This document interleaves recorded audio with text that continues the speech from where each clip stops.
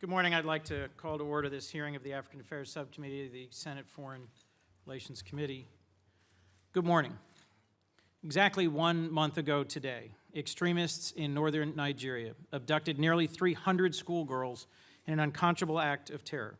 The leaders of the group responsible, Boko Haram, are selling the girls into marriages, forcibly converting them to Islam, and using them as a bargaining chip in negotiations with the Nigerian government. It's believed the girls are today being held in a dense tropical forest area roughly the size of West Virginia that straddles a porous and ungoverned border with 3 countries. Despite being forewarned of a possible attack, reports indicate the local and central government did nothing to protect them when told an attack was imminent.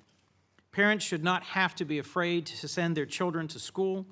No child should live through the horror these girls have experienced, and no family should have to confront these threats alone.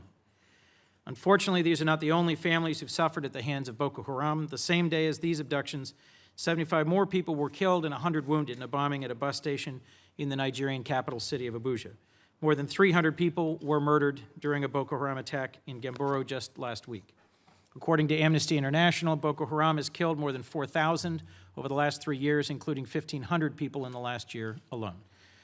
I want to welcome my partner in the Africa Subcommittee, Senator Flake, as well as Chairman Menendez, Ranking Member Corker, and other members, as we look at the response to these kidnappings and consider the grave and growing threat presented by Boko Haram.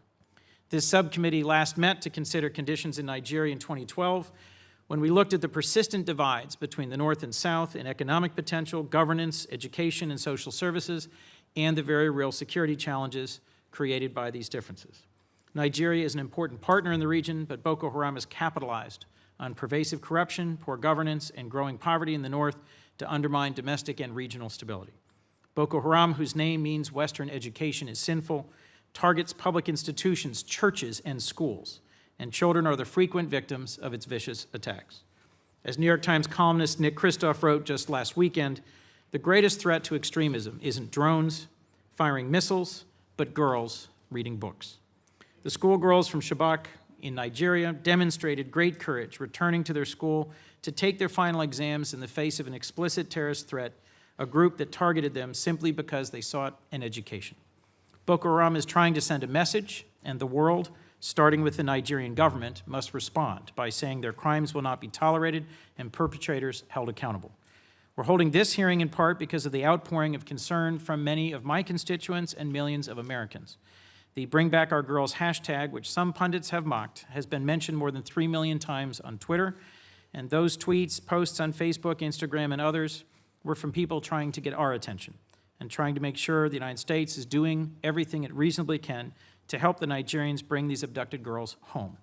Those people deserve to know that we hear you and share your goals. Every day these girls are missing, it becomes less likely they will be returned home safely. It took too long for the Nigerian government to respond to these girls' abduction. It took too long for the Nigerian government to accept offers of assistance from the United States, the United Kingdom, France, and China, and once accepted, it took too long for that assistance to be implemented. I'm glad a U.S. team is on the ground now, and we need to make sure not another day is wasted. We cannot stand by while Boko Haram viciously attacks Nigerian citizens, their freedom, their security, and their right to an education. So in this hearing, we will discuss the response of the Nigerian government to Boko Haram both before and after the abduction. We will consider what the U.S. is doing and can do to help in response to the abductions and in confronting Boko Haram. Finally, we will consider the regional implications of this growing threat and what action can and should be taken by Cameroon, Chad, and Niger to ensure the schoolgirls are not taken across borders and to minimize the growing regional threat.